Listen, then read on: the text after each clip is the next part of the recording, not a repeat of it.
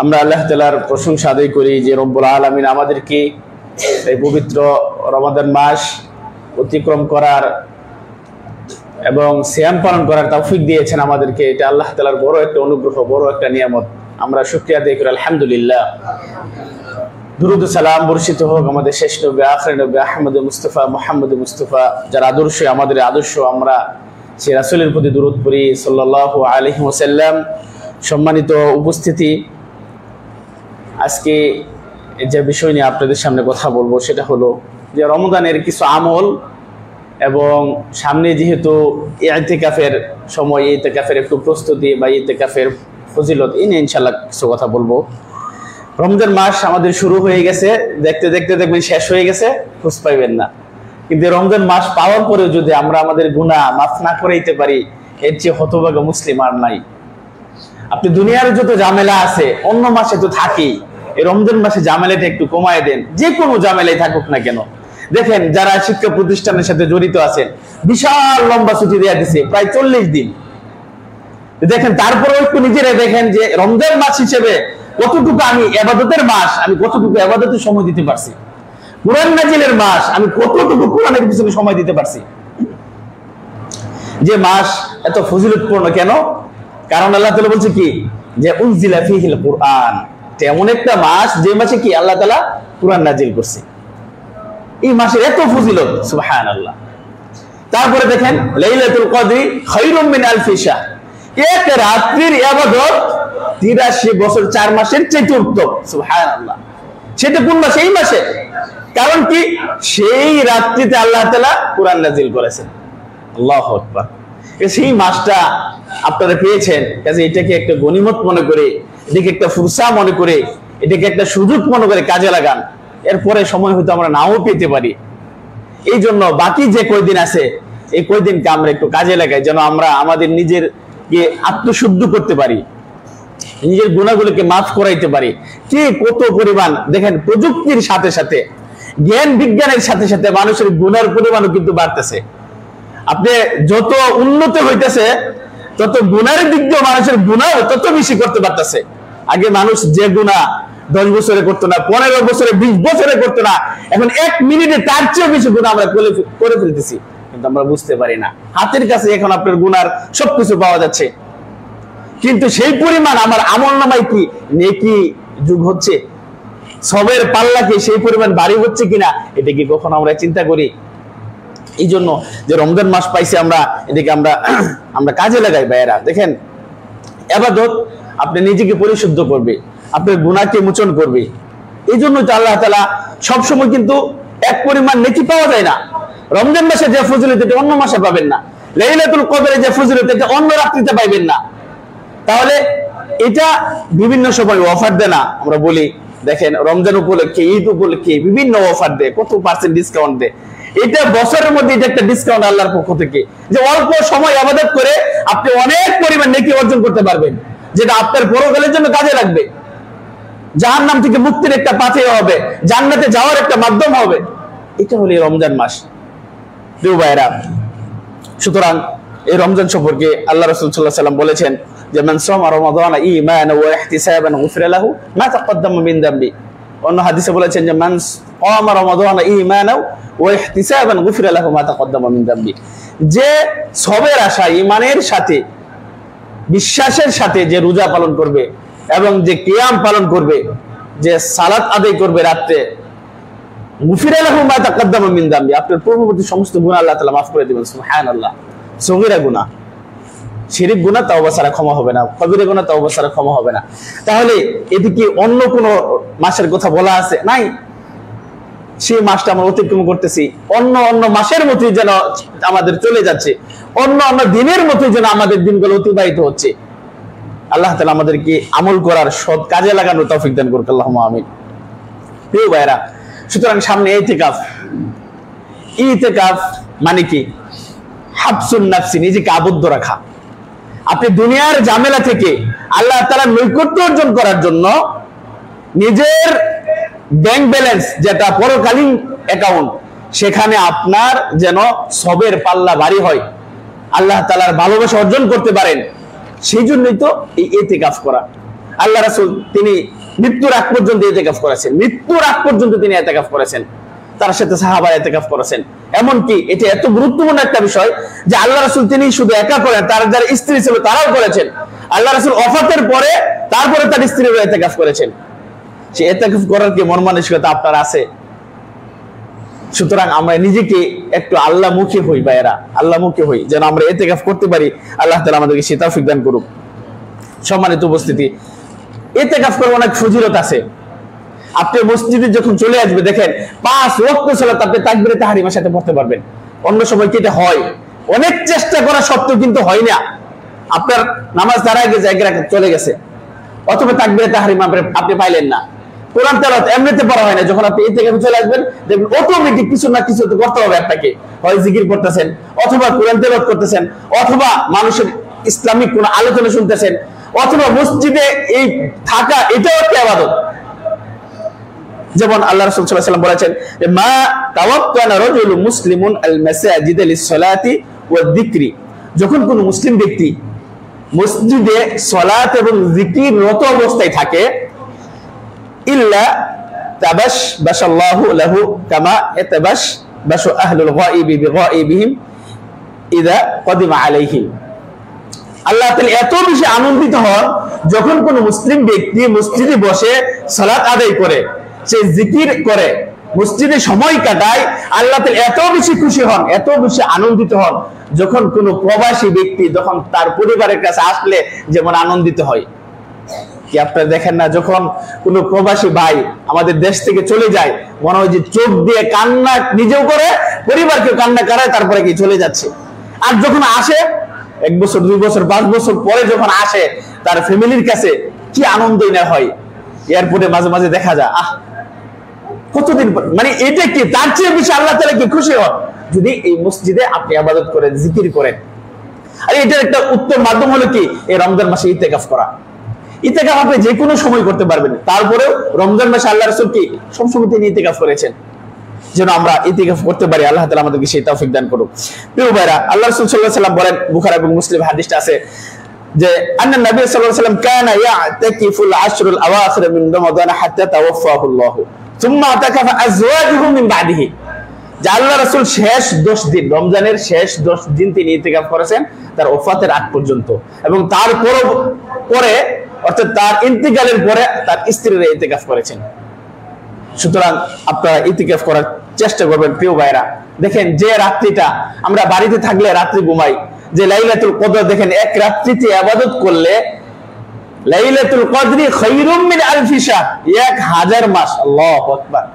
উম্মতি মুহাম্মদী কেন শ্রেষ্ঠ চিন্তা করেন। অনেক মানুষ তো 60 বছরও বাঁচে না, তাই না? 80 বছরও বাঁচে না। তাহলে এক রাত্রিতে ইবাদত করলে আপনি 1000 মাসের ইবাদতের চাইতে বেশি শ্রেষ্ঠ সেই রাত্রির ইবাদত। সেই রাত্রি যদি আমি ফজিলত পেতে চাই, সেটা ঘরে বসে থাকলে হবে? ইবাদত করেন। আপনি মসজিদে নিজেকে যদি রাখতে পারেন, আবদ্ধ রাখতে পারেন, তাহলে একটু সুবিধা সহজ হয়। এই জন্য আমরা ইতিকাফ করব এবং অন্যকেও ইতিকাফ করার প্রতি উৎসাহিত করব। প্রিয় ভাইরা, আল্লাহ রাসূল সাল্লাল্লাহু আলাইহি ওয়াসাল্লাম কতভাবে তিনি উৎসাহিত করেছেন, তিনি অনুপ্রাণিত করেছেন। নবী সাল্লাল্লাহু আলাইহি ওয়াসাল্লাম বলেন যে ইলতামিসুহা ফিল আশরিল আওয়াখির, ইয়ানি লাইলাতুল কদরি, তোমরা এই লাইলাতুল কদরটাকে শেষ দশকে তোমরা কি অন্বেষণ করো, তালাশ করো।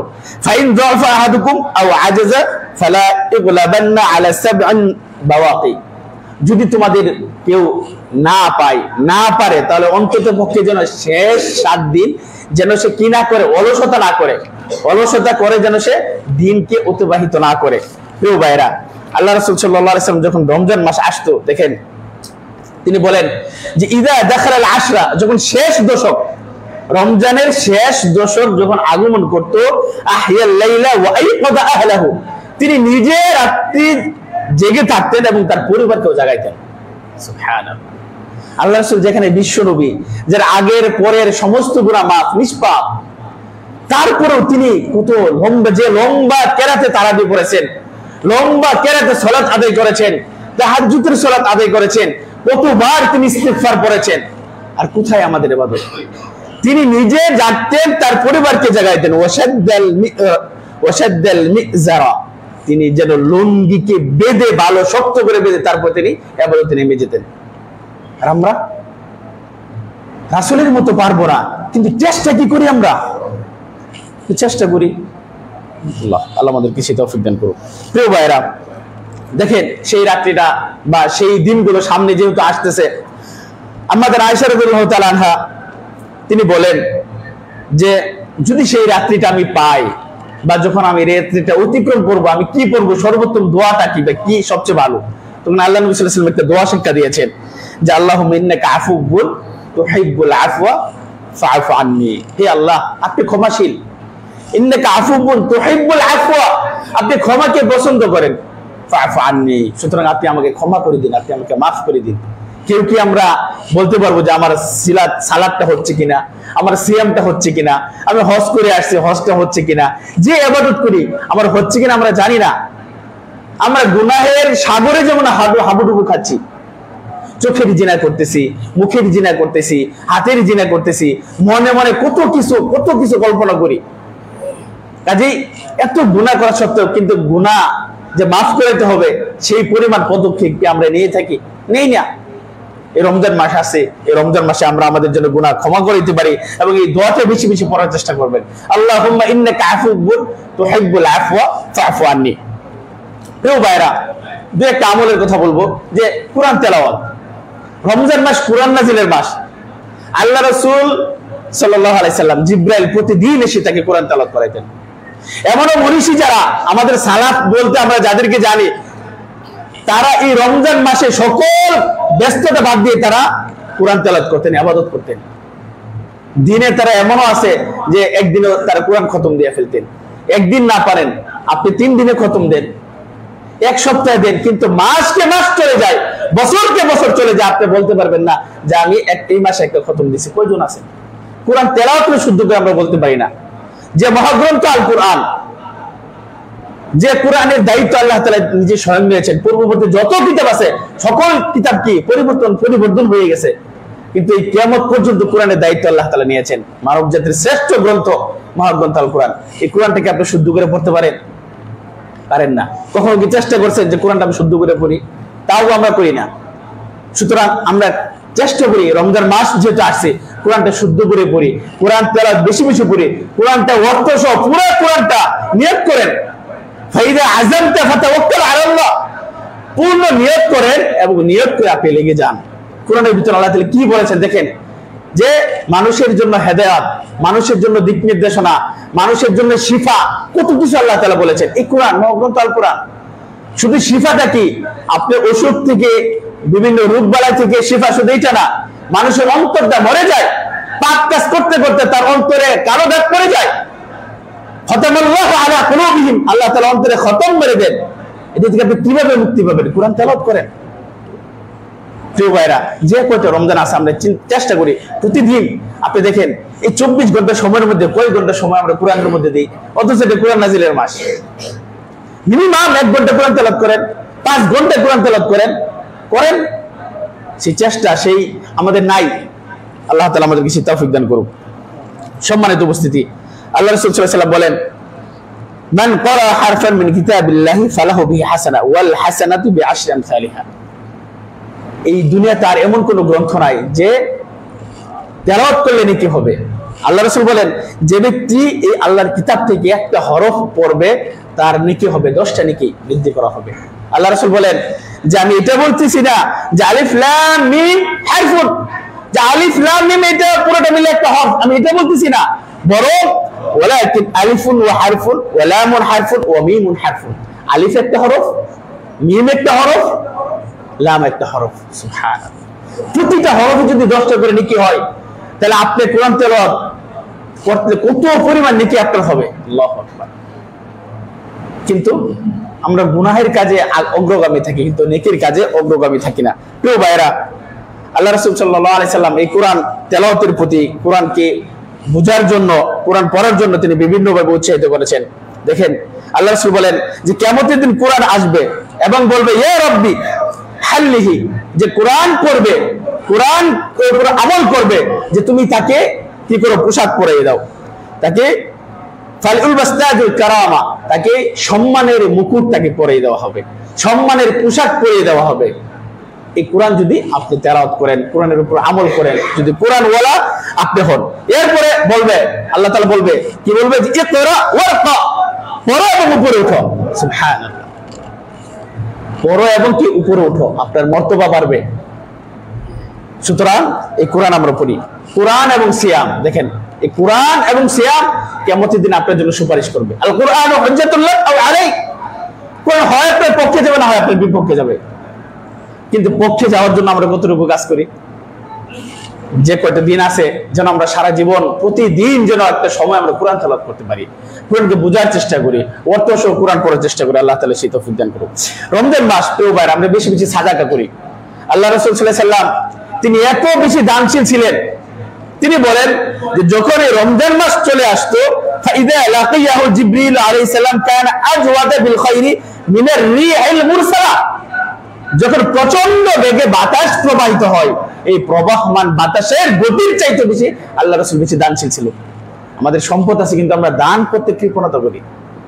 যাকাতের পরিমাণ সম্পদ আপনার আছে, অর্থ আছে, সবকিছু আছে, কিন্তু আমরা যাকাত দিতে কার্পণ্যতা করি। অথচ যাকাত একটা ফরজ ইবাদত। বেশি বেশি দান করেন, দান করলে মানুষের বিপদ আপদ বালা মুসিবত দূর হয়ে যায়। যাকাত দিলে আপনার মালের পবিত্রতা হবে। সুতরাং আমরা বেশি বেশি রমজান মাসে দান করার চেষ্টা করবো। আল্লাহ তাআলা সেই তৌফিক দান করুন। প্রিয় ভাইরা, বেশি বেশি আমরা সালাত আদায় করার চেষ্টা করবো, নফল সালাত। বেশি বেশি নফল সালাত আদায় করেন। ফরজটিরা আপনার আবশ্যক করতেই হবে, পড়তেই হবে, তা না করলে আপনি গুনাহগার হবেন। কিন্তু নফল সালাত, রাবিআ বিন কাব আল আসলামী রাদিয়াল্লাহু তাআলা আনহু থেকে বর্ণিত, তিনি বলেন যে কুনতু আবিতু মা রাসূলিল্লাহ সাল্লাল্লাহু আলাইহি ওয়াসাল্লাম ফাআতাইতুহু বিউদুহি ওয়া হাজাতিহি। তিনি বলেন যে আমি আল্লাহ রাসূলের সাথে রাত্রি যাপন করছিলাম, তার যে প্রয়োজনীয় জিনিস, ওযু করার জন্য পানি, আনুষঙ্গিক যে জিনিস আমি কি করতাম, তাকে হেল্প করতাম, আগায় দিতাম। তখন আল্লাহ রাসূল আমাকে বললেন যে সাল, ফাকুলতু আসআলুকা মুরাফাকাতাকা ফিল জান্নাহ। আল্লাহ রাসূল আমাকে বললেন যে তুমি আমার কাছে চাও, কি চাইবা? সুবহানাল্লাহ। তখন এই সুযোগে সে বলল যে আমি জান্নাতে আপনার সাথে থাকতে চাই। আল্লাহু আকবার।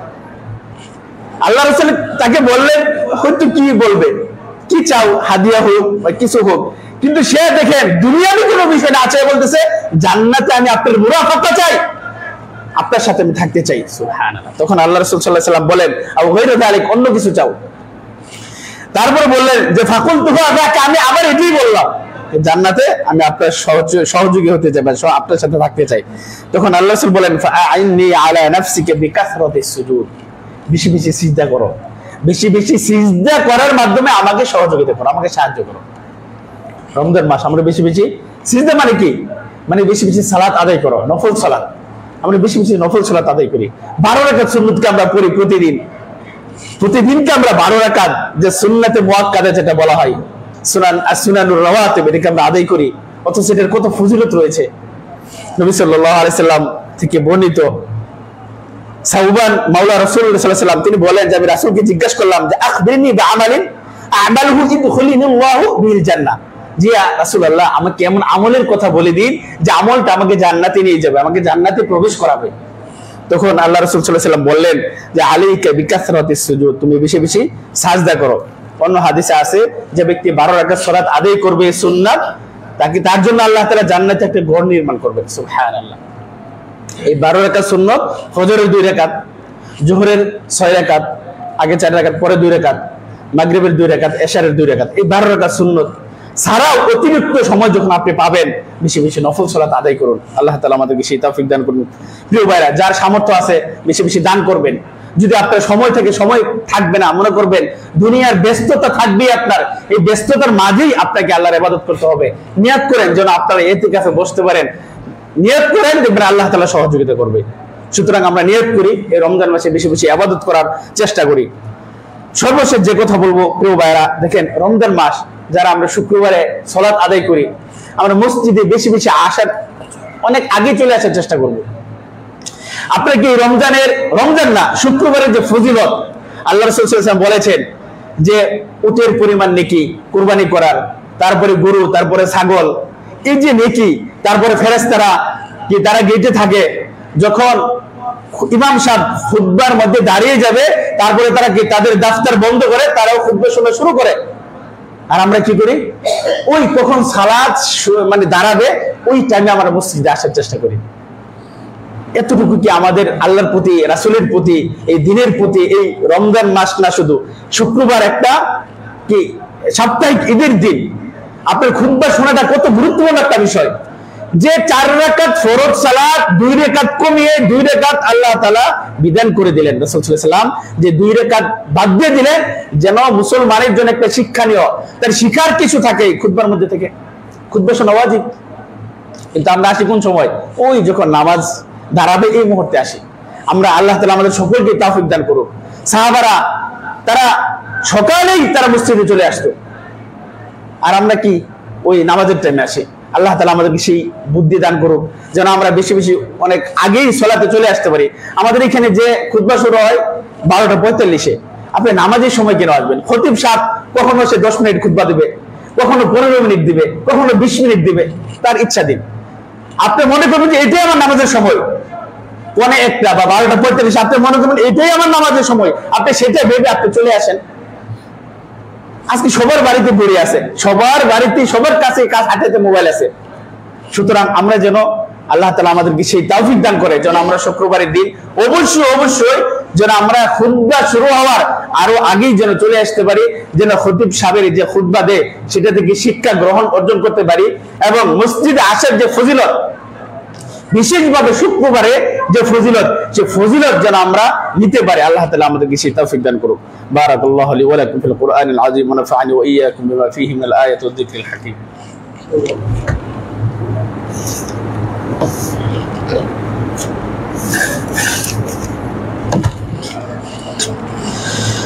إن الحمد لله نحمده ونستعينه ونستهديه ونشكره ونعوذ بالله من شرور أنفسنا ومن سيئات أعمالنا، من يهده الله فلا مضل له ومن يضلل فلا هادي له، وأشهد أن لا إله إلا الله وحده لا شريك له، وأشهد أن محمدا عبده ورسوله صلى الله عليه وعلى آله وصحبه وسلم تسليما مزيدا. وعن الخلفاء الراشدين أبي بكر وعمر وعثمان وعلي، وعن الأئمة المهديين أبي حنيفة ومالك وشافعي وأحمد، وعن الأولياء والصالحين. يا عباد الله إن الله وملائكته يصلون على النبي، يا أيها الذين آمنوا صلوا عليه وسلموا تسليما. اللهم صل على محمد وعلى آل محمد كما صليت على إبراهيم وعلى آل إبراهيم إنك حميد مجيد. اللهم بارك على محمد وعلى آل محمد كما باركت على إبراهيم وعلى آل إبراهيم إنك حميد مجيد. اللهم اغفر للمؤمنين والمؤمنات الأحياء منهم والأموات. ربنا آتنا في الدنيا حسنة وفي الآخرة حسنة وقنا عذاب النار. اللهم تقبل صيامنا وقيامنا وتجاوز عن سيئاتنا واعتق رقابنا من النار يوم القيامة. اللهم أعز الإسلام والمسلمين، اللهم أعز الإسلام والمسلمين. اللهم اجعلنا هداة مهتدين غير ضالين ولا مضلين. اللهم استر عوراتنا وآمن روعاتنا واكفنا ما أهمنا وقنا شر ما نتخوف. عباد الله، إن الله يأمر بالعدل والإحسان وإيتاء ذي القربى وينهى عن الفحشاء والمنكر والبغي يعظكم لعلكم تذكرون. فاذكروا الله يذكركم واشكروه على نعمه يزدكم ولذكر الله تعالى أكبر. الله يعلم ما تصنعون.